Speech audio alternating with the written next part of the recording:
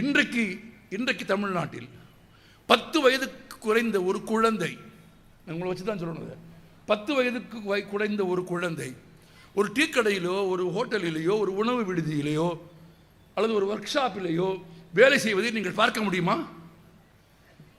10 ஆண்டுகளுக்கு முன்பு 15 ஆண்டுகளுக்கு முன்பு நாங்கள் பார்த்திருக்கிறோம் இல்லையா?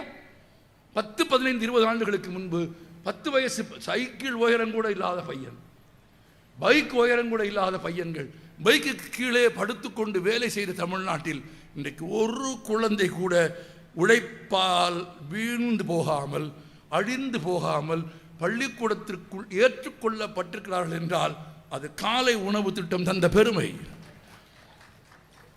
அது வள்ளலாரின் கருத்து.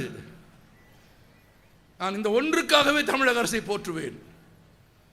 காலை உணவு திட்டம் அமலுக்கு வந்ததும் ஒரு பத்திரிகை எழுதியது, அரசு பள்ளிக்கூடங்களின் கழிப்பறைகள் நிரம்பிவிட்டது என்று. குழந்தைகள் சாப்பிடுவதால் அரசு பள்ளிக்கூடங்களின் கழிப்பறைகள் நிரம்பிவிட்டது என்று எழுதியவர்களுக்கு சொல்கிறேன், உன் புத்தி கழிப்பறையாக இருக்கிறது. உன் சிந்தனையில் பெயர் சொல்ல முடியாத கழிப்பறை கழிவுகள் தான் நிறைந்திருக்கிறது.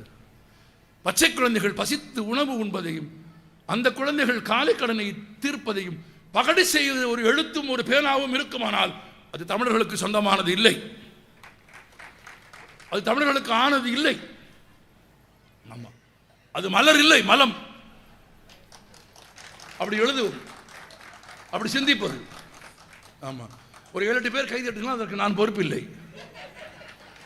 ஆமா, அவர்களுக்கு ஏதோ தெரிந்திருக்கிறது, உணர்கிறார்கள், கைதட்டுகிறார்கள். அப்படி எழுதலாம். பேனா இருப்பதற்காக எதை எழுதலாமா? எழுதுகிறவனுக்கு பொறுப்பு இல்லையா?